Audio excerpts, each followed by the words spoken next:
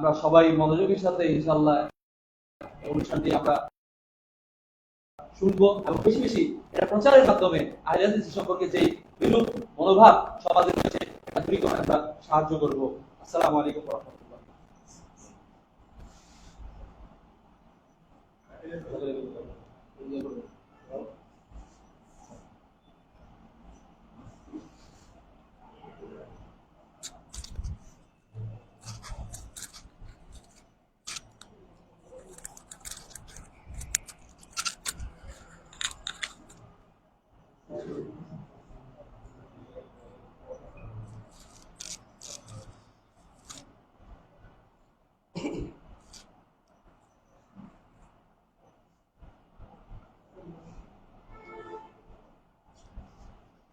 আসসালামু আলাইকুম ওয়া রাহমাতুল্লাহি ওয়া বারাকাতুহু।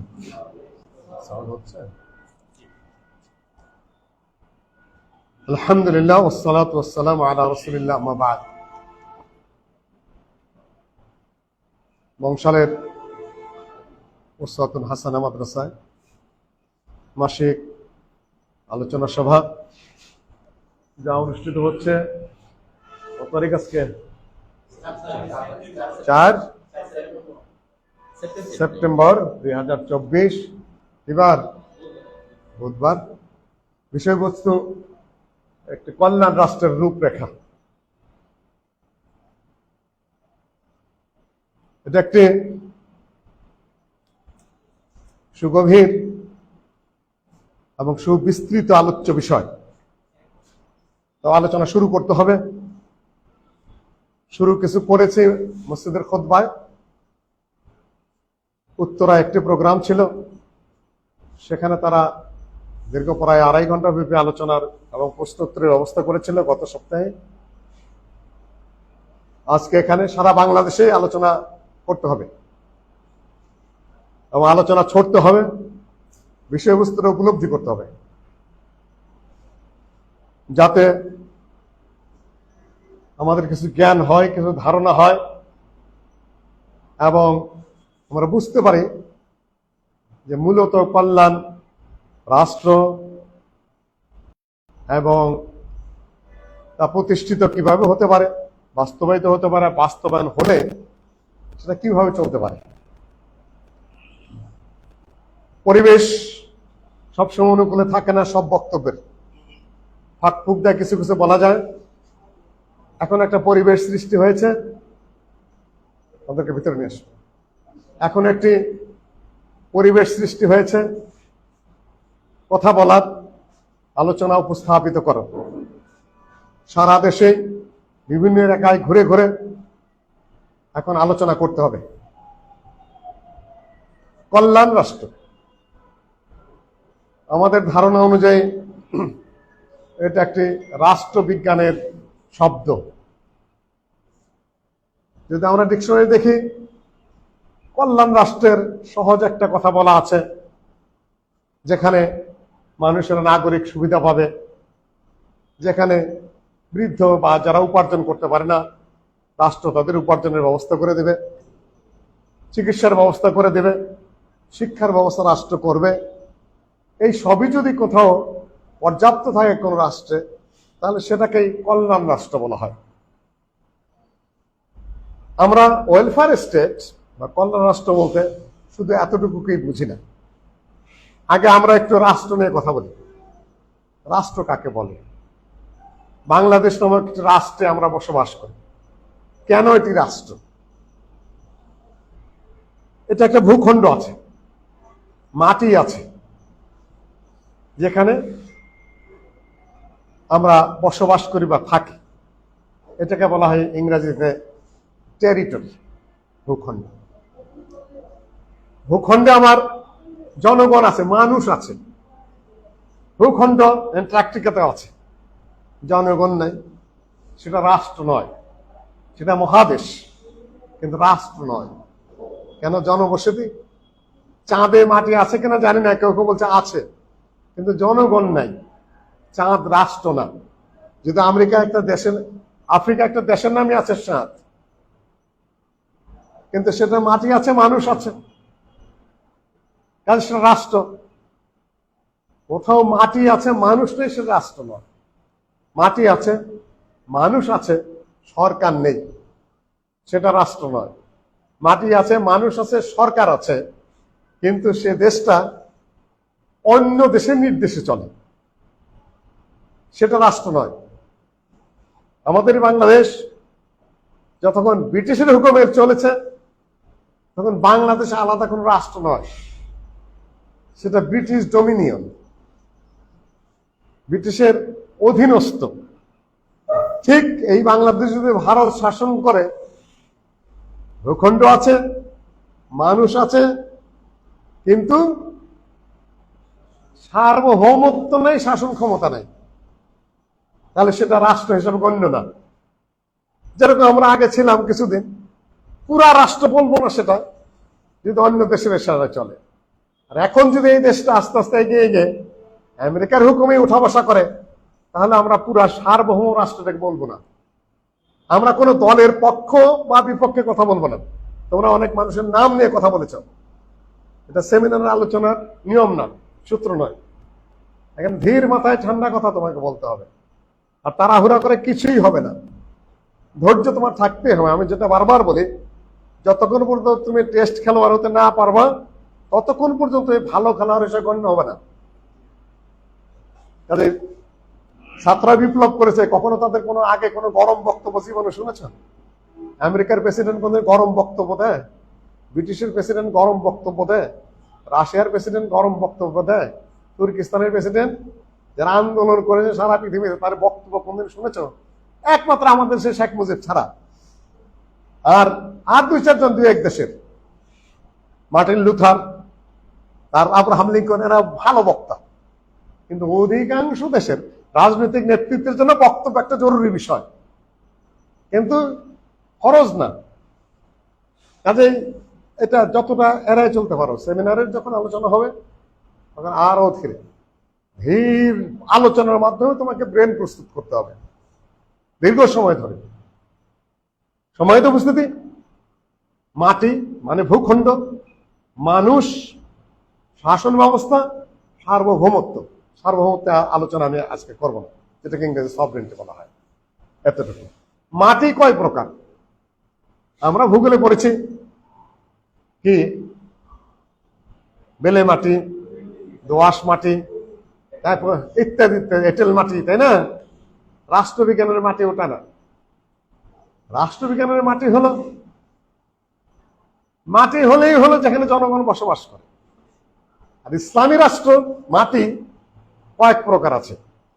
একটা হলো দারুল ইসলাম, যেটাকে মানে ভূখণ্ড। এই ভূখণ্ডটা কয়েক প্রকার।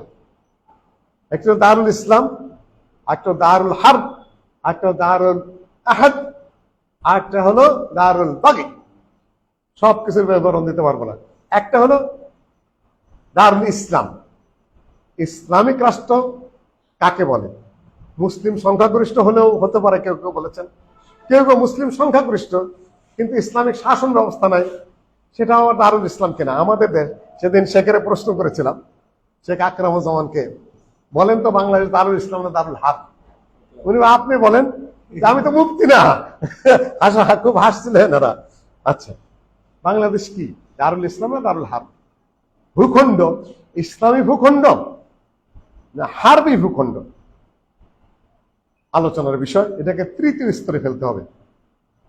কুফরি রাষ্ট্র বলে উড়িয়ে দিতে পারবো না, ইসলামিক রাষ্ট্রের পূর্ণাঙ্গ সংজ্ঞায় পড়ে না। শাইখুল ইসলাম ইবনে তাইমিয়ার মতো এটা একটা মাঝারি ধরনের দেশ। দুই, সেটা হলো জনগণ। জনগণ আছে, জনগণের 90% মুসলমান এই দেশে। ভূখণ্ড এটাকে বলে পপুলেশন। দুই, সবই আছে কিন্তু একটা জিনিস নেই, সরকার আছে, গভর্নমেন্ট আছে, কিন্তু গভর্নমেন্ট কি? প্রশ্নগুলো মাথায় তুলতে হবে এখন। গভর্নমেন্ট কে? ভূখণ্ড আমরা পেয়েছি। ভূখণ্ড কিন্তু আসমান থেকে পড়েনি। ভূখণ্ডটা কখন পেয়েছি আমরা? আল্লাহর যে তৈরি করা ভূখণ্ড, এটা গ্রস কথা। দুই, স্বাধীন ভূখণ্ড। বঙ্গভূমি সাধারণত স্বাধীনই ছিল, মুসলিমরা শাসন করেছে, সেই ত্রয়োদশ শতাব্দীর প্রথম থেকে। তারপর কোনো মাঝখানে পালেরা শাসন করেছে, কিছুদিন সেনেরা শাসন করেছে, এটা করেছে, আগে করেছে পালেরা, তারপরে সেনের বংশ শাসন করেছে। মুসলিমরা যখন এসেছে তারপরে মুসলিমরাই ধারাবাহিকভাবে শাসন করেছে। তোমার ধরো ইখতিয়ার উদ্দিন খালজিরা, খালজি, তারপরে হোসেন শাহী বংশ, ইলিয়াস শাহী বংশ, ইত্যাদি ইত্যাদি, তারপরে দাউদ কাররানিরা, তারপরে ব্রিটিশ আসছে, ইত্যাদি ইত্যাদি, বহু বংশ শাসন। তারপরে ইংরেজদের পরে 1500 বছর কম বেশি। তারপরে আবার ইংরেজদের বিরুদ্ধে যুদ্ধ করে বহু সংগ্রাম করে আবার কাদের হাতে এসেছে মুসলিম শাসন? মুসলিমদের হাতে। আর এই ভূখণ্ডটুকু স্বাধীন হয়েছে কত সালে? 47-এ। আমরা ইতিহাস শুরু করি পেটের থেকে, পেটের থেকে হাঁটু, তারপরে পা। ভূখণ্ডের সূচনা কত সাল থেকে? 47-এর আন্দোলনকারীরা আমাদেরকে ভূখণ্ডটা দিয়ে গেছে। সেই ভূখণ্ডটাই বাংলাদেশ। না বাড়ছে কমছে? এখন আমরা শুরু করি পরের থেকে, পেটের থেকে শুরু করি ইতিহাস। যে ভূখণ্ডটার মধ্যে আমরা যুদ্ধ করলাম সেই ভূখণ্ড আগেই দিয়ে গেছে আমাদেরকে। আচ্ছা, ভূখণ্ড হয়েছে কি কারণে এইটুকু পাইলাম, সে কারণটুকু আমরা জানি কিনা? এই ভূখণ্ডটুকু আমরা পেলাম কেন? একটা দ্বিজাতি তত্ত্ব। দুই জাতি কে কে? হিন্দু আর মুসলিম। এটা মুসলিমরা পেলে কেন? মুসলিমরা এখানে সংখ্যাগরিষ্ঠ ছিল, মেজরিটি ছিল। লাহোর রেজলিউশন 1940 সালে মুসলিম সংখ্যাগরিষ্ঠ এরিয়া উত্তর পশ্চিম এবং উত্তর পূর্ব, সেইটা নিয়ে আলাদা রাষ্ট্র হবে। প্রথম ছিল দুইটা আলাদা আলাদা রাষ্ট্র হবে, পরে তোমার দিল্লি কনভেনশনে সেখানে 1946 সালে সিদ্ধান্ত হলো না, দুইটা মিলে এক রাষ্ট্র হবে, পূর্ব পাকিস্তান পশ্চিম পাকিস্তান। 1947-এ হলো সেটা, ভুল সত্যের বিচার পরে। আমি ওটা নিয়ে বলছি না। এই ভূখণ্ডটাই পেয়েছে আমরা, মুসলিমরা সংখ্যাগরিষ্ঠ ছিল তাই। না হলে এটুকু কি হতো? ভারতের অংশ। এই মূল নীতিটা আমরা কি করেছি? ভুলে গেছি। আচ্ছা, এখন তাহলে আমরা পপুলেশন পেলাম, জনসংখ্যা পেলাম, মুসলিম সংখ্যাগরিষ্ঠ, সার্বভৌম আছে। ব্রিটিশ ডমিনেন্ট কিনা বিতর্কে, পলিটিক্যাল সায়েন্স অত সূক্ষ্ম বিতর্কে আমি যাব না। সার্বভৌমত্ব বলতে কি বুঝি? অন্য দেশের কোনো কর্তৃত্ব নাই, আমরা স্বাধীন আমাদের ভূখণ্ডের ভিতরে, অন্যরা আমাদের অনুমতি ছাড়া ঢুকতে পারবে না। এখানে দেশের নাগরিকত্ব লাগবে, আমরা ফ্রিডম ভোগ করি, আমরা সভরেন্টি ভোগ করি। আচ্ছা, তিনটাই আছে, একটা নাই, সেটা কি? আরেকটা লাগবে গভর্নমেন্ট, সরকার। সরকারটা কার? যারা চালায় রাষ্ট্র, কোন বিধি, কোন আইন, কোন নিয়ম, কিসের উপরে চালায়? কেউ বলতে পারতেছি না। সংবিধানটা কিসের উপরে ভিত্তি করে লেখা? এইটা নিয়ে আজকে আলোচনা। কল্যাণ রাষ্ট্র কখন হবে? ভূখণ্ড পেয়েছি, জনসংখ্যা আছে, সেখানে আমাদের সার্বভৌমত্ব আছে, সরকার আছে। সরকারটা কোন ধরনের? মুসলিম জনসংখ্যার 90% মুসলিম, তারা ইসলাম গ্রহণ করেছে বলেই তারা মুসলিম। কিন্তু শাসনটা, সরকারটা কাদের? আচ্ছা, এখান থেকে আসে। সরকারটা কখনোই জনগণের অনুকূলে হয় নাই। 47-এও হয় নাই, 71-এও হয় নাই, 75 পরবর্তীতেও হয় নাই। কখনোই শাসনটা 90% মুসলিম জনগণের অনুকূলে হয় নাই। কাজে এত মারামারি, এত গুতাগুতি, এত খুনাখুনি। আচ্ছা, এই পর্যন্ত বললাম। এখন আমরা আসি, একটা মুসলিম ভূখণ্ডের নেতা কি, কে? তাকে বলা হয় আমির। একটা ইমারতে কোবরা, ইমামতে উজমা, গ্রেট লিডারশিপ, সুপ্রিম লিডারশিপ। আমির, আমরা আমির বলি না, আমির একটা সংগঠনের আমির। এটা আমিরে আজম না, ইমামে আজম না, এটা কি? আমিরুল তানজিম, সংগঠনের আমির। আর আমির আজমকে রাষ্ট্রের যিনি সর্বোচ্চ কর্ণধার তিনি। এটাকে ইমারতে ওজমাও বলা হয়, এটাকে ইমামতে কোবরাও বলা হয়, এটাকে কি বলা হয়? খিলাফত বলা হয়। খালিফা, আমির আজম কিংবা ইমামে আজম। ইমাম আজম বলতে আবু হানিফা বুঝি আমরা, তাই না? এখন ইমাম, আচ্ছা ঠিক আছে, ওই পর্যন্ত থাক, এটা থাকতে হবে। আর এইটা করা ওয়াজিব।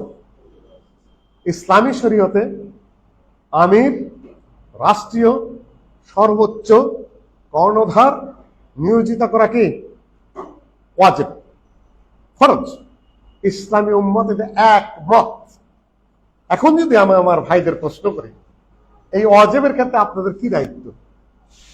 আমাদের সাংগঠনিক যে আমির নেতারা আছেন তাদেরকে যদি জিজ্ঞাসা করে যে বলেন তো, খলিফা নির্বাচন করা, আমির আজম নির্বাচন করা, ইমাম আজম নির্বাচন করা যে ফরজ, ওয়াজিব, এটা আপনারা করেছেন কিনা? এটা আপনার আছে কিনা?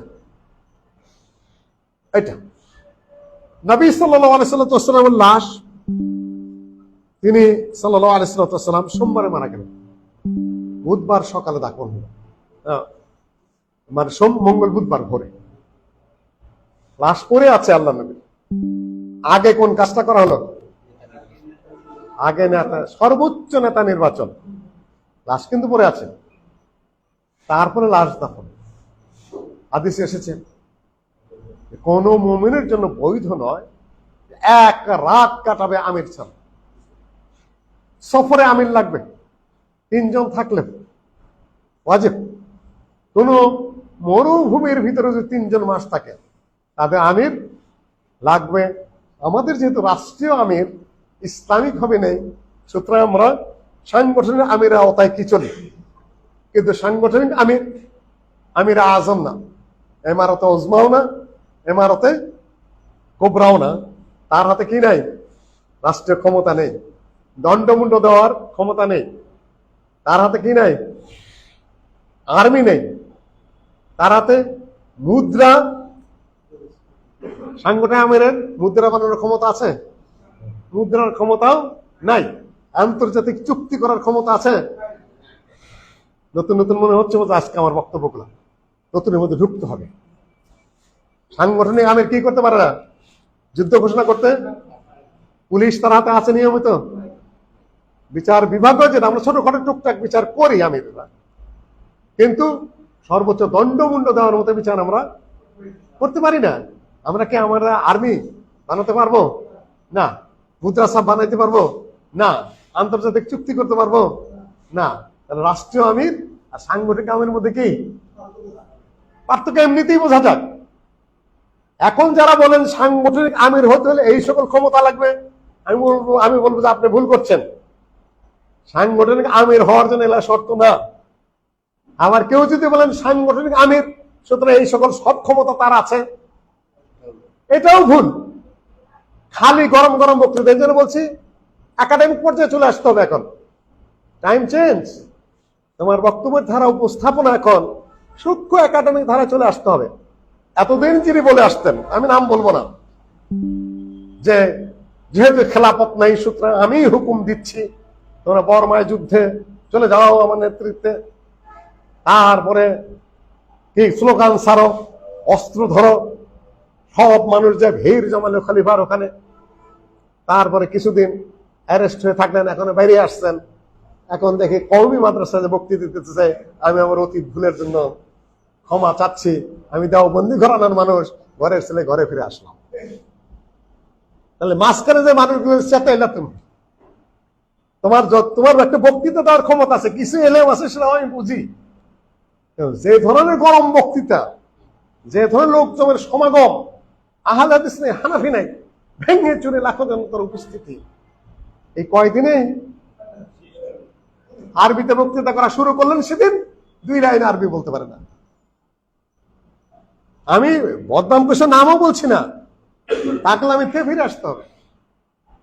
ধীর স্থির হয় বিষয়গুলো মাথায় নিয়ে নিতে নিতেই মাথায় ঢুকে যাবে। এদিকে কারা বলছেন ক্ষমতা নেই, তলোয়ার নাই, পুলিশ নেই। কিসের আমির আপনি? শুধুমাত্র আমির হওয়ার জন্য এত কিছু দরকার নাই, ইমারতে কুবরার জন্য দরকার। এগুলা বিষয়গুলো স্পষ্ট হতে হবে। এখন যিনি আমাদের এখানে সাম্প্রতিক সময়ে রাষ্ট্র আমির, যেটা ইসলামুল ইসলাম যাই বলি, কয়েকদিন ছিল না, 5 তারিখ থেকে 8 তারিখ পর্যন্ত সরকার ছিল না। সরকার বিহীন ভাবে এই ভূখণ্ডে চলেছে।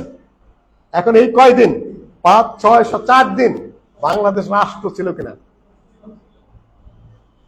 সরকার যে ছিল না, আবেগবাদ, এটা সেমিনারে বসে আছো, প্রেসিডেন্ট ছিল। যেভাবেই হোক সেনাবাহিনীর বহুত উপরে প্রেসিডেন্টের অবস্থান, আমরা মানি বা না মানি, ছিলেন প্রেসিডেন্ট। যে দলের হোক, যে মতের হোক, প্রেসিডেন্ট ইজ প্রেসিডেন্ট। সমালোচনা যত করো করো, সেটা অন্য বিষয়, কোন পার্টির সেটা আমার বিষয় না। দেয়ার ওয়াজ এ প্রেসিডেন্ট। আচ্ছা, ক্ষমতা তার থাকবে না, তাই যতটুকু থাকবে তার কাছেই সবারই যেতে হয়েছে, গেছে, এটা ভালো করেছে। না হলে এই সরকার কোন সরকার হতো? কি সরকার হতো?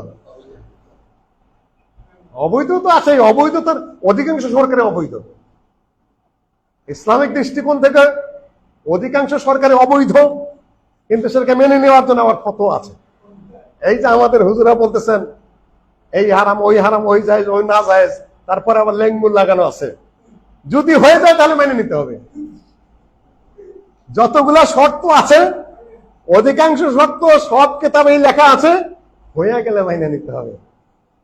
আপনাকে ঠিক মতো পড়েন না বই পুস্তক, নারী হতে পারবে না যদি হয়ে যায়।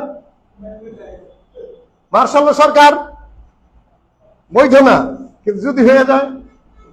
তত্ত্বাবধায়ক সরকার সংবিধান অনুযায়ী না, কিন্তু রাজনৈতিক চুক্তি তো হয়ে গেছে, আর কি করবেন? মেনে নিতে হবে। তারপরে উপদেষ্টা পরিষদ সরকার, সংবিধান আছে, বৈধ না অবৈধ? ডক্ট্রিন অফ নেসেসিটি, প্রয়োজনের কারণে প্রাথমিকভাবে বৈধ না, কিন্তু হয়ে গেছে, মেনে নিতে হবে প্রয়োজনের তাগিদে। কোয়ালিশন সরকার, বিশ্বের যত সরকার তার অধিকাংশই নিয়ম, প্রাথমিক নিয়মে অবৈধ, কিন্তু বসে পড়েছে। সুতরাং কি আপনি ফতোয়া তো দিয়েই চলছেন। প্রাথমিক কি সেটা হলো প্রথম যেটা, সেটা 2 নম্বরের কথা। কিভাবে সরকার সরকার হলো, এটা বড় বাহাসের বিষয় থাকে না। সরকারে বসার পরে সে কি করছে। কাজে গণতান্ত্রিক কায়দায় হইল না, সমাজতান্ত্রিক কায়দায় হইল না, বিপ্লবী কায়দায় হলো না, কোন কায়দায় হলো, এই মাসলা বড় মাসলা না। এই মাসলা বড় মাসলা হলে কোন সরকারই বৈধতা পাবে না। রাজতান্ত্রিক সরকারও প্রাথমিকভাবে খুব একটা বৈধ না। আলোচনার পরে উত্তম হলো সুরা, কিন্তু হলে কি করতে হবে? মেনে নিতে হবে। যদি রাজতন্ত্র, গণতন্ত্রের চেয়ে রাজতন্ত্রের দলিল শক্ত। কাজে এই যে বিতর্ক শুরু করেছেন আপনারা, এই বিতর্কের শেষ কোথায়? নারী, তারপরে ইসলাম হতে হবে, তারপরে আপনার আকেল থাকতে হবে, জ্ঞান থাকতে হবে। বহু রাজা, বহু বাদশা, তারা শিশুকালে রাজা হয়েছে, রাজার কোন রাজা, সব আলেমেরাই মেনে নিয়েছেন। মোহাম্মদ আলী জিন্না সবাই মেনে নিয়েছে না তাকে? সব আলেমেরা মেনে নিয়েছে। এখন যিনি এসেছেন, একে মেনে নিয়েছে কিনা আলেমেরা? বহু প্রশ্ন তুলে এনারা আসার পরেই আমাদের যারা ফতোয়া খুব বেশি দেন, তারা অনেক নসিহত করলেন, এই করবেন, সেই করবেন, এটা করবেন না, সেটা করবেন না, নসিহত করলেন না। আমি বলি যে আজকে তোমাদেরকে যারা বাধা দিচ্ছে, কালকে যদি তুমি ওই পর্যায়ে বা কাছাকাছি যাও, ওনারা তোমাদেরকেও নসিহত করবে যে মুসলিউদ্দিন জাকারিয়া, তোমরা কিন্তু এইটা করবা, ওইটা করবা, সেটা করবা, এইটা করে না, ওইটা করে না। করতে পারবে না, শুধু নসিহত। আচ্ছা আচ্ছা, যাই হোক, কাজে এগুলো আলোচ্য বিষয় না। যাই হোক, কল্যাণ রাষ্ট্রে আমরা কথা বলছি, আমরা বলেছি ভূখণ্ড ইত্যাদি ইত্যাদি কতগুলো গুণের কথা বলা আছে। ইসলাম, আর হইল বালেগ হওয়া, পরিপূর্ণ বয়স হওয়া, আকেল হওয়া, জ্ঞান থাকা, পুরুষ হওয়া ইত্যাদি ইত্যাদি। কুরাইশ বংশ যদি পাওয়া যায় তাহলে আলহামদুলিল্লাহ, না থাকলেও না পাওয়া গেলে চলবে, প্রত্যেকটা শর্তের পিছনে না পাওয়া গেলে চলবে। আচ্ছা, এটা আমি আলেমদের দৃষ্টি আকর্ষণ করছি। অধিকাংশ শর্তের শেষে কি না পাওয়া গেলে কি করা যাবে, চলবে। কাজেই আপনি কোনো পথ খুঁজে পাচ্ছেন না ইসলামিক রাষ্ট্রের কাছাকাছি যাওয়ার, যে পথটাকে আমরা খুঁজে পেয়েছি, দুর্বল হলে বা সমালোচনা থাকলেও এটাতে যাইতে পারলেও চলবে। আচ্ছা, সম্মানিত উপস্থিতি, উনি আলোচনা লম্বা করতে চাই না, ওনারা ওনাদের জায়গায় থাক। আলোচনার মাধ্যমে অনেকটা কাছাকাছি চলে আসছে। কাছাকাছি চলে আসার পরে তারপর আরেক বিপদ সৃষ্টি হয়েছে। বিপদ আমাদের না, যারা এতদিন অনেক গালিগালাজ এই করে না, সেই করে, রাজনীতি করে, সে করে না, যখনই ঘোষণা হয়েছে তখনই উল্টা ফোন আসা শুরু করছে। আপনারা যদি দাঁড়ান তাহলে আমাদের সিটে দাঁড়াবেন, তাহলে আপনারা কেমন হইলো কাজটা, আমরা ঠিক হবে, দুই দলেই ফেল করবো না। তখন আবার উল্টা কথা আছে, এতদিন কলে আছে রাজনীতি করে না, এটা ভুল, এখন আমার যখন করতে চাচ্ছি তখন এইটা আবার আরেক ভুল। চিন্তার কোনো কারণ নেই, অত সহজে আমরা অত সিট নিয়ে পাশ করে আসা মতো নাই, আমাদের অবস্থা নাই। তোমরা শান্তিতে থাকো, শৃঙ্খলায় থাকো, অত ইয়ের দরকার নেই, দুশ্চিন্তার দরকার নেই। আর একদিনে তোমরাও পারবো না, আমরাও পারবো না, টাইম লাগবে। সময় তো বুঝতে দিই, এইটুকুই থাকে এখানে। সর্বোচ্চ নেতৃত্বের গুণ কি কি থাকতে হবে সংক্ষেপে আমি উপস্থাপন করলাম মাত্র। ফেরেশতা হওয়ার তো দরকার নাই, নিষ্পাপ হওয়ার দরকার নাই। দুইজন মানুষ সামনে আছে, একজন বেশি বুজুর্গ, আবার একজন রাষ্ট্র ব্যবস্থা ভালো বুঝে। কাকে খলিফা বানাইতে হবে? দুইটাই যদি ভালো বুঝে, আবু বকর, ওমর, ওসমান, আলী, কথাই নাই। কিন্তু একজন রাষ্ট্র পরিচালনা ভালো বুঝে, আর একজন ধর্ম ভালো বুঝে, তাহলে কাকে? রাষ্ট্র যে ভালো বুঝে তাকেই ক্ষমতায় দিয়ে আমার সহযোগিতা করতে হবে। এইটা খেলাফত মুলুকিয়তের নানান দ্বন্দ্ব, যিনি মালিক তিনি খলিফা, তিনি নবী, সব হতে পারেন। ব্যাপক আলোচনা ওই দিন করেছে। আজকে আর আমি আলোচনা খেলাফত ও মুলুকিয়তের ওই সকল দ্বন্দ্ব, এটা শুধুমাত্র মৌখিক দ্বন্দ্ব। এই দ্বন্দ্ব লম্বা করার কোনো প্রয়োজন নেই। দাউদ আলাইহিস সালাম প্রথম হলেন নবী, তারপরে বাদশাহ, তারপরে খলিফা। প্রথম তার তিনি যখন নবী ছিলেন ততদিন বাদশাহ ছিলেন আরেকজন, তালুতের যুগে, দাউদ আলাইহিস তালুতের যুগে। তারপরে ইউসুফ বিন নুন, শামুয়েল, এনারা একজন নবী ছিলেন, আরেকজন শাসক ছিলেন। ও দাউদ আলাইহিস সালাম নবী, শাসক, বাদশাহ, খলিফা সব একসাথেই ছিলেন। মুআবিয়া রাদিয়াল্লাহু তাআলা আনহু বাদশাহ, খলিফাও, সাহাবীও, সবই।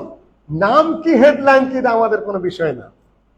নাম আমির হোক, নাম ইমাম হোক, নাম খলিফা হোক, নাম মালিক হোক, নাম রইস হোক, যা মনে তা হোক, প্রধানমন্ত্রী হোক, প্রেসিডেন্ট হোক, এগুলা আলোচনার তেমন গুরুত্বপূর্ণ বিষয় না। গুরুত্বপূর্ণ বিষয় হলো জায়গা মতে বসে আপনি কি করছেন, কাজটা ইসলামিক কিনা। কাজে কোন পদ্ধতিতে গেলেন, কি নাম নিলেন, এটা হলো একেবারে খুবই নর্মাল বিষয়। ইসলামের কতগুলা দিক আছে। রাষ্ট্র, এখন তো আমি রাষ্ট্রের কথা বলছি, সরকার নিয়ে শুধু কথা বলবো সংক্ষেপে কয়েক মিনিট, যেহেতু রাত অনেক হয়ে গেছে, আমাদের আরো কাজ আছে।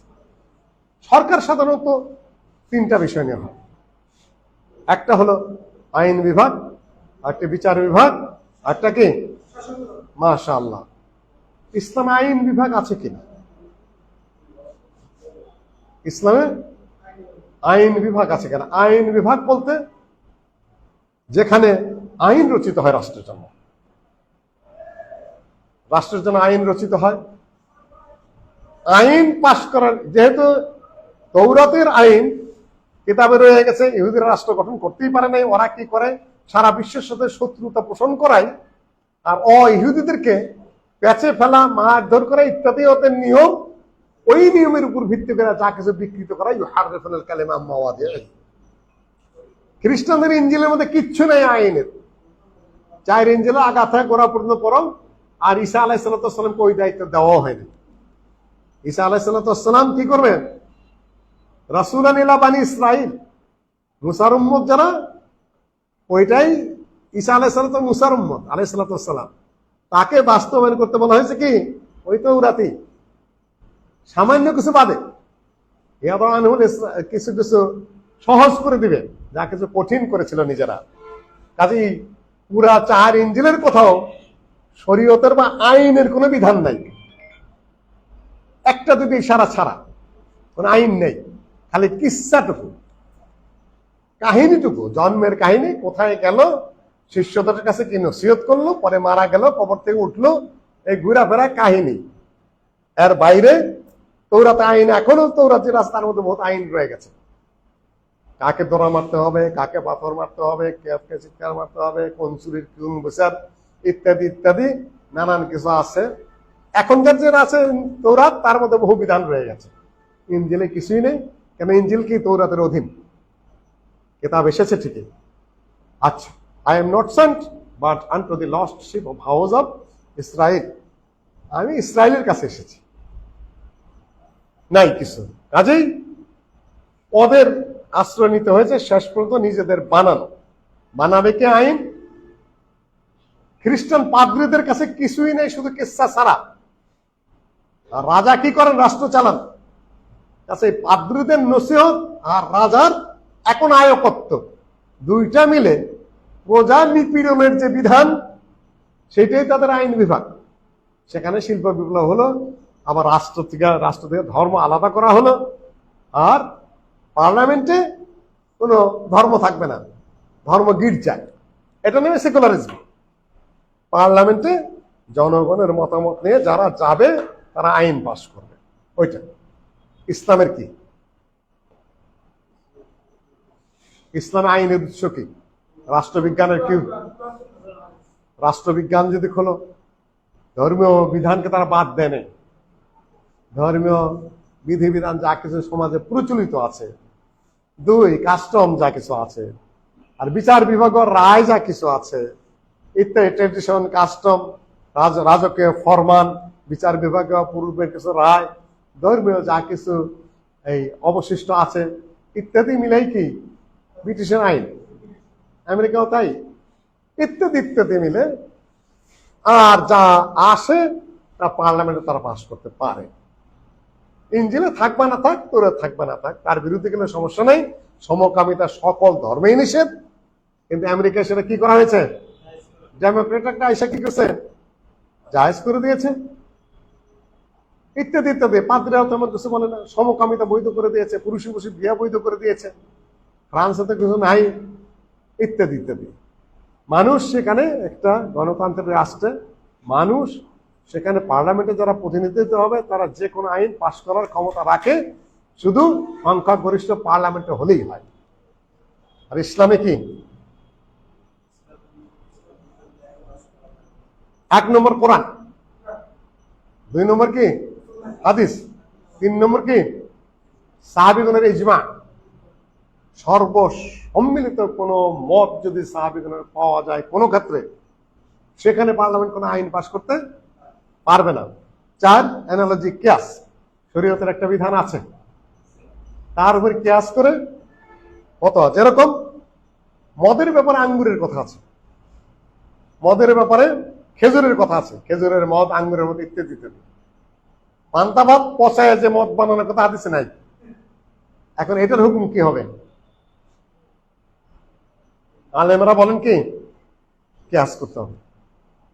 মদ মানেই হলো যেটা ব্রেনকে নষ্ট করে দেয়, ওইটা যেহেতু ব্রেন নষ্ট করে, এটা ব্রেন নষ্ট করে, সুতরাং আঙ্গুরের মতো হারাম। যদি স্পষ্ট দলিল আছে। সুদের ক্ষেত্রে কয়েকটা জিনিসের কথা উল্লেখ আছে মাত্র, সেটা আছে গম, জব, স্বর্ণ, রৌপ্য ইত্যাদি 5টা-6টা। সেখানে তোমার ইয়ের কথা নাই, চিনার কথা নাই,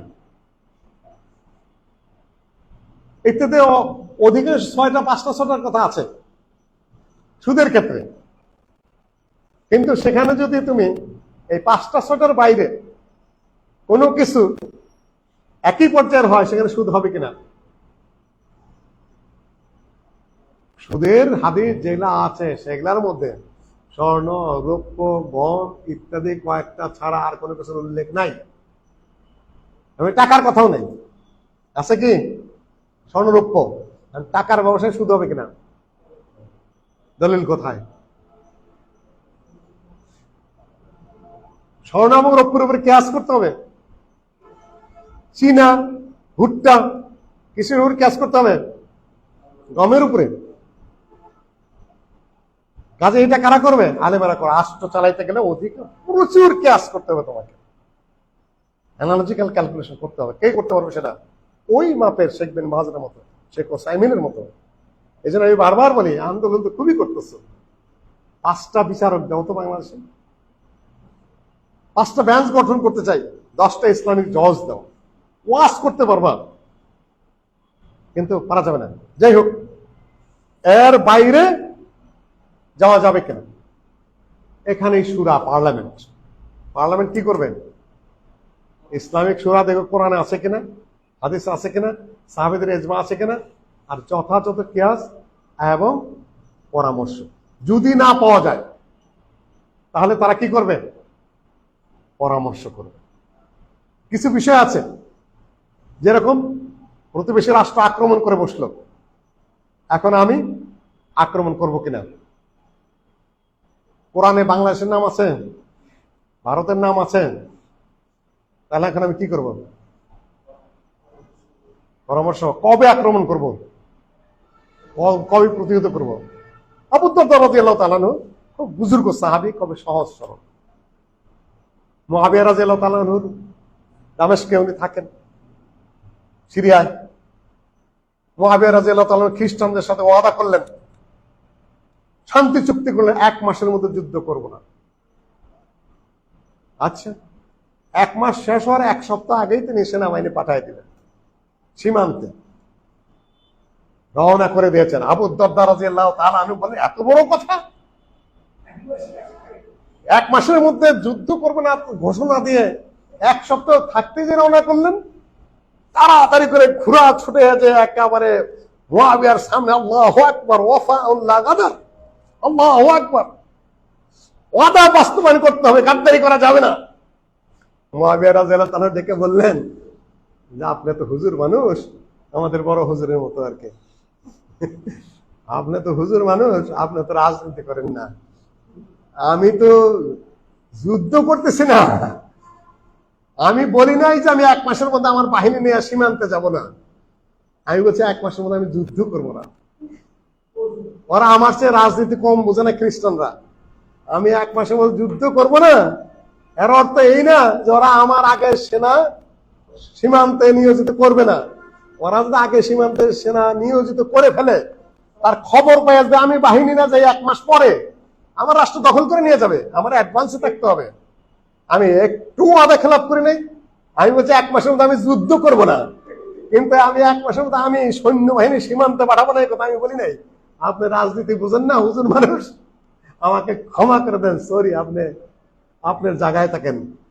আমরাও যে খুব বেশি বুঝি তা না, এই জন্য হুজুরদেরকে বলি, আগ বাড়ায় কথা বলেন না, যেটা আপনারা চর্চা করেন না, যেটা আপনারা বোঝেন না, যেখানে খালি ভুল ধরেন, বিষয়টাই তো বোঝেন না, বিষয়টা অন্যরকম। অনেক কাজ করতে হয়, অনেক সিদ্ধান্ত নিতে হয়, যেটা আপনার ফতোয়ায় কি দেখা যায় না যায়, যেখানে ভুল, কিন্তু বিষয়টা আপনি বোঝেন নাই, আপনাকে বলাও যাবে না, বললে আবার আরেক জায়গায় ওয়াজ শুরু করে দিবেন, আরেক দ্বারা খাওয়াই দিবেন। কাজে আপনি আপনার জায়গায় বসে থাকেন, দিনই কথা বলেন, আকীদার কথা বলেন, ইবাদতের কথা বলেন, বহু কিছু বলেন, আমরা মানতে প্রস্তুত, বড় আলেম, কিন্তু এই জায়গায় এই সকল জায়গায় নয়। আচ্ছা, যাই হোক, আমি যা বলছি, আইন পাশ করা বলে দিলেন, গণতান্ত্রিক রাষ্ট্রে আইন পাশ হবে, সেটা হারাম কাজ হবে। গণতন্ত্র, আরে আল্লাহর বান্দা, কোথায় রয়ে গেছে পার্লামেন্ট? আমাকে কে পার্লামেন্টে পাঠাইতেছে? কবে আমাকে সংখ্যাগরিষ্ঠ বানাবে? কবে আমি পার্লামেন্টে তখন আইন পাশ করার যোগ্য হব, সে চিন্তাই নাই আদৌ 100 বছরের সম্ভবপর হবে কিনা তারও কোনো তালগোল নাই। আপনি আগেই ফতোয়া দেবো বসে রয়েছেন, আপনি যে তত্ত্ব বলতেছেন, আপনাকে কে দিতেছে, সুযোগটা দিচ্ছে কে? আচ্ছা, কাজে ওটা অবান্ত দূরবর্তী কথা। আর পার্লামেন্টে আইন পাস করা আর নির্বাচনে অংশগ্রহণ করা দুইটা এক বিষয় নাকি? গণতান্ত্রিক সরকারের অধীনে কত সরকারের অধীনে, কাফের সরকারের অধীনে ভারতেরা বসবাস করে। কি করবেন আপনি? আপনার করার তো কিছু নেই, আপনি তো আছেন সমস্যা। এরকম দারুল আহাব, ভারত দারুল হার্ব, কিন্তু আইন পাশ করা আছে, আইনের পরিবর্তন হয়েছে। সবকিছুকে আমরা ইসলামিক সংজ্ঞায় ফেলতে পারছি না। আপনাকে নতুন নতুন সমস্যার সমাধান দিতে হবে। ভারত সেকুলারিজম রয়েছে, মুসলিমরা নির্বাচন করতে পারে, তারা তার ধর্মীয় অধিকার পালন করতে পারে। এই রাষ্ট্রকে আমি কি বলবো? ভারতকেও দারুল হার্ব ফতোয়া দেওয়া কঠিন। এবং ইংরেজরা যখন শাসন করেছে সেটা দারুল হার্ব না দারুল ইসলাম ছিল? আহলে হাদিসদের কাছে ছিল দারুল হার্ব, কেরামত আলী জৌনপুরী সহ সকল পিসাবদের কাছে ছিল দারুল ইসলাম। একই দেশ, দারুল ইসলামে যুদ্ধ করা বৈধ না, জুমার নামাজ চলবে না। না, জুমার নামাজ চলবে। দারুল ইসলাম হলে, দারুল ইসলাম হলে সেখানে কি করা যাবে না? যুদ্ধ চলবে না। ইংরেজ সরকার দারুল ইসলাম নাম দিল, ইংরেজ বিরুদ্ধে যুদ্ধ চলবে? আহলে হাদিসরা সব বাগী। কার ফতোয়া অনুযায়ী? কেরামত আলী জৌনপুরে। এখন আমাদের আব্বাসী যেটা নাম ধরে বলতেছি, তুমি কিছু মনে করো না। তুমি ভালো ছাত্র, ইতিহাস পড়ে নাও। খেলাফত তো করো, খেলাফতের সর্বপ্রথম বিরোধিতা তো তোমরাই করেছো, আহলের বিরুদ্ধে ফতোয়া তোমরাই দিয়েছ, দারুল ইসলাম ঘোষণা দিয়েছ, যুদ্ধের থেকে ইংরেজদের বিরুদ্ধে তোমরা থামিয়ে রাখার চেষ্টা করেছ, সে ফতোয়া হান্টার উল্লেখ করেছে। আচ্ছা, যাই হোক, তখন আমরা বলেছি দারুল হার্ব যুদ্ধ করা যায়, যুদ্ধ করতেই হবে, তাদের হটাইতেই হবে। আর অধিকাংশ বিষয়ে হান্টার লিখেছে, সব ইতিহাস লিখে গেছেন তিনি। তোমরা বলেছে দারুল ইসলাম, যুদ্ধ চলবে না, ফতোয়া চালাই দিছ। ভারত কি? আমার দেশে মুসলিম সংখ্যাগরিষ্ঠ, ইসলামিক আইন নাই, এক মুসিবতে পড়ে গেছে দারুল ইসলাম দারুল হার্ব। ভারতে মুসলিমদের বসবাস করার মানে অধিকার আছে, মসজিদ আছে, সব আছে, কিন্তু শাসন ক্ষমতায় কাফেররা, ইসলামিক আইন নেই, পারিবারিক আইন আছে। এখন ওটাকে কি ফতোয়া দেব? অনেক সমস্যা আছে। আলেম ওলামা হুজুর সাহেবেরা ওগুলো না চিন্তা করেন।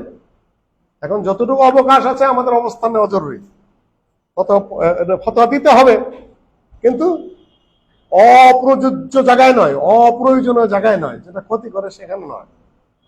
আমরা কোন রকম একটা নির্বাচনের দিকে যেতে চাই, এটা কাফেরও যদি ক্ষমতায় থাকে, সে যদি মুসলিমদের অধিকার দেয়, আপনি যদি নির্বাচনের মাধ্যমে প্রতিনিধি পার্লামেন্টে পাঠাইতে পারেন, তাহলে পাঠান। ভারতের মুসলমানরা কি করবে? পয়সা দেখবে না, পার্লামেন্টে 2-4 জন যাবে। এক সালাউদ্দিন ওয়াইসি ভারত কাঁপাইতেছে, তার বাবা আসাদুদ্দিন ওয়াইসি, তার বাবা সালাউদ্দিন ওয়াইসি, তার সাথে দেখা হয়েছে সৌদি আরবে, সালাউদ্দিন ওয়াইসির সাথে কাঁপাইতেছে। 2-4 জন যা এমপি আছে ভারতে, তারা মুসলিমদের পক্ষে কথা বলতে পারতেছে।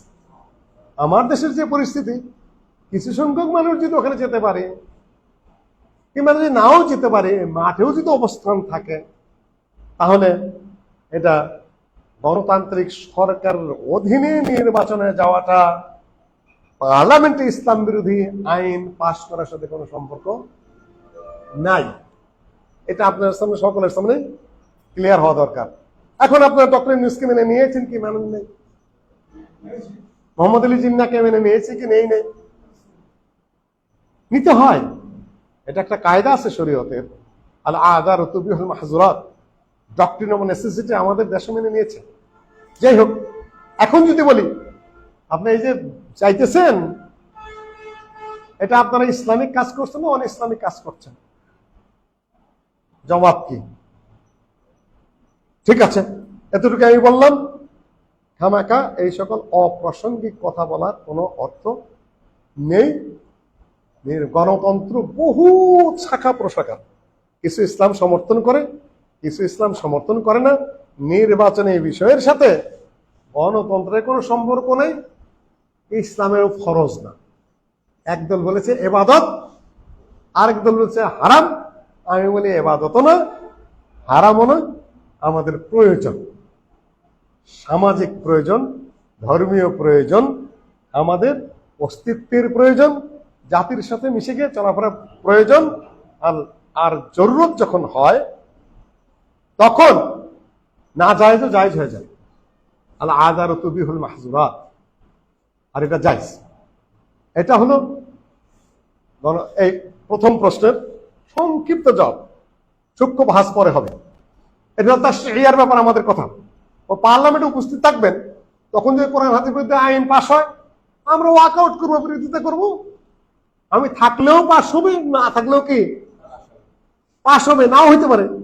আমি প্রতিবাদটুকু করবো। আপনি ঘরে বসে যত প্রতিবাদ করেন ওটা ইয়েও হবে না, পার্লামেন্টের কার্যবিধি থাকবেই না। আমরা যদি পার্লামেন্টে যাই একজনের প্রতিবাদ করতে পারি, সেটা আপাতত আল্লাহর কাছেও মানুষের কাছেও কি পরিচালনা বিধিতে সেটাই থাকবে, রেকর্ড থাকবে যে বলেছে, আমরা জায়গা মতো যাই বলেছি। এই এক নম্বর কথা, তাশরিইয়া বলা হয় এটাকে, লেজিসলেটিভ। 2, তানফিজিয়া, বাস্তবায়ন। বাস্তবায়ন কে করে? ডিসিরা করে।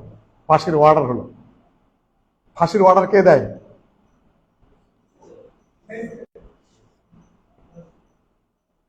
আইনটা কার? পার্লামেন্টের। কোন কোন অপরাধ করলে কোন বিচার করতে হবে, কোরআন হাদিসের আইন রয়ে গেছে। না হলে পার্লামেন্ট আইন পাশ করে রেখেছে। অপরাধ সংগঠিত হলো, বিচার কে করবে? পার্লামেন্টের সদস্য বিচার করবে, তাহলে কে?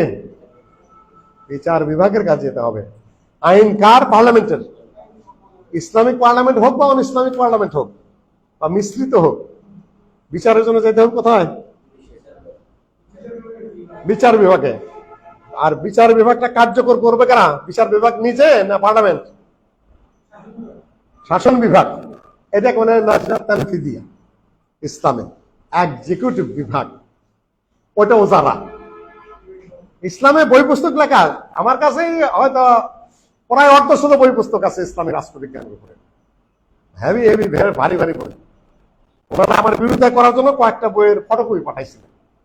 আমি তখন আইইউসিতে মাস্টার্স ক্লাসে ইসলামিক রাষ্ট্রবিজ্ঞান পড়াই। আর ওনারা যারা ইনসাফ পার্টির বিরুদ্ধে প্রথম করলেন, 2টা বইয়ের থেকে ফটোকপির কয়েকটা পাতা পাঠাই দিছে নাম ছাড়া। কে পাঠাচ্ছে আমি বুঝছি, ব্রেন তোমাদের এইটুকুই, নাম ধরে গালি দিও না যে বলছি না কিছু, সবকিছু আমি বুঝি জানি এমন কথা না। তোমরা যেভাবে ছেলে খেলা করতেছ এটা উচিত নয়। বলে আব্রাহাম লিঙ্কনের গণতন্ত্র। আব্রাহাম লিঙ্কন আমেরিকার কয় নম্বর প্রেসিডেন্ট? তার আগে আরো কতজন প্রেসিডেন্ট গেছে? 15 জন গেছে। আর আব্রাহাম লিঙ্কন বলে গণতন্ত্রের জন্য। তাহলে বোধ শক্তিটা কতটুকু? আমি ওটা নিয়ে বলতেছি না। বিচার বিভাগ থাকবে ইসলামে, সেখানে জজ লাগবে, জজের অভাবে ভুগবে দেশ। পড়াশোনার চেয়ে চাপাবাজি বেশি, তা করুক, কিন্তু কিছু মানুষের পড়াশোনা করতে হবে, অনেক জ্ঞান অর্জন করতে হবে। যারা বিচার বিভাগটা পরিচালনা, আমরা ডিসি পাবো, আমরা নেতা পাবো, কিন্তু আমরা বিচারক পাবো না। সম্ভাবনা যে নাই দেশে তা আমি বলবো না, আছে। কি হবে কেউ জানে না। যেন অনেক বক্তৃতা আমি বলতাম, শেষ করে দেবো এখনই, আর বেশি লম্বা করবো না, এটুকু বলি। স্থায়ী মালিকানা আল্লাহর হাতে। তাবারাকাল্লাযী বিয়াদিহিল মুলক ওয়া হুয়া আলা কুল্লি শাইইন কাদির। পৃথিবীর মানুষের মালিকানা কি? অস্থায়ী। যে স্থায়ী মালিকানার চিন্তা করে সে বেকুব, সে বোকা, কোনোদিনও না। তারপরে আনোয়ার সাদাত টিকে নাই 42 বছর। তারপরে তোমার ইরানের সাদ্দাম, ইরাকের সাদ্দাম হোসেন টিকে নাই। ইরানিরা টিকবে? No, never. যে গোট বাদ দিচ্ছে রাশিয়ারা টিকে যাবে না, কথা নাই। তারপরে লিবিয়ার গাদ্দাফি টিকতেই থাকবে, টিকতে কত সুযোগ সুবিধা, গ্যাস ফ্রি, তেল ফ্রি, বিদ্যুৎ ফ্রি, খাদ্য ফ্রি, খালি লাইন ধরে যেয়ে রুটি নিয়ে আসতে হবে, এই পর্যন্তই। সব ফ্রি, চাকরি, সকল কিছু ফ্রি দেওয়ার পরেও মানুষ কি করে নাই? মানুষ তো গরু ছাগল না যে খাবার দিলেই মানুষ খুশি হবে। মানুষের কি চাই? অধিকার চাই, আইনগত অধিকার চাই, ক্ষমতার ভাগাভাগি চাই, রাষ্ট্রীয় স্বাধীনতা চাই, কথা বলার স্বাধীনতা চাই, প্রতিবাদের স্বাধীনতা চাই। আমি তো গরু না ছাগল না, তুমি উন্নয়ন দিবার খাবার দিবা, আমি গরুর মতো গলায় ধরে বসে থেকে উন্নয়নের ঘাস খাবো, আমি জাবর কাটবো? আমি তো মানুষ। আইয়ুব খানকে আমরা হটাইতাম না, ব্রিটিশকে আমরা হটাইতাম না। এই ধারণাটাই ভুল। মানুষকে মানবিক অধিকার দিয়ে ইসলামিক কায়দায় তাকে রাখতে হবে, কমপক্ষে গণতন্ত্র। এই যে এখন আমরা এই বিষয় নিয়ে কথা বলতে পারতেছি, 2 মাস আগে হইলে কি হইতো? এই ভাষায় কথা বলতে পারতাম না। কিন্তু বক্তব্য অন্যদিকে 17 বছর এমন হয়ে বক্তব্য দিছি, এটাও যে একটা বিষয়বস্তু আমরা ভুলে গেছিলাম। কিভাবে হলো? কতগুলা ছাত্র, তাদের চেইন অফ কমান্ড, তাদের জীবন দেওয়ার মতো মানসিকতা। এই যে একটা কথা এখানেই বলে আমি বক্তব্য শেষ করছি। সেটা হলো ওমর রাদিয়াল্লাহু তাআলা যখন জাবিয়ায় গেলেন, অর্থাৎ সিরিয়ায় গেলেন, তখন জাবিয়াতে একটা ভাষণ দিলেন, ইয়া মাশাআল আরব আল আরদ আল আরদ, মাটিতে নেমে আসো, মাটিতে নেমে আসো। ফা ইন্নাহু লা ইসলামা বিজামা ইল্লা বিজামা, ইসলাম জামাত ছাড়া হয় না, দলবদ্ধতা ছাড়া হবে না। ওয়ালা জামাত ইল্লা বিইমারা, নেতৃত্ব ছাড়া জামাত বা দল টিকে না। ওয়ালা ইমারাত ইল্লা বিতা, আর আনুগত্য ছাড়া কি টিকে না? নেতৃত্ব টিকে না। কেন বললেন? আগের টুকু আমরা জানি না। ইয়া মাশাআল্লাহ আরব, হে আরবের আল আরদা আল আরদা, মাটিতে নামো, মাটিতে না। তাহলে জামাত গঠিত হবে। মাটিতে নামা ছাড়া কখনো জামাত গঠিত হয়? তুমি মোবাইল দেওয়া সংগঠন করবা? ভাষণ দেওয়া শুধুমাত্র না, ভাষণ দেওয়া ব্রেন সংগঠিত করা যায়, মোবাইল দেওয়া ব্রেন প্রস্তুত করা যায়, কিন্তু শেষ পর্যন্ত কোথায় নামতে হয়? কয়েকদিন পুরো না খায় থাকতে ছাত্রদের, কে কোথায় থাকছে, গুলির সামনে দাঁড়ায় পড়তে হয়, চিৎকার করতে হয়, অনেক কিছু ছাড়া। আর ওই কষ্ট করার সহ্য করার শক্তি এবং সাধ্য দেয় ব্রেনে আমার দেহে না থাকে, তাহলে দল টিকবে না। যারা মাঠে লড়বে তারাই জিতবে, সে যেই হোক।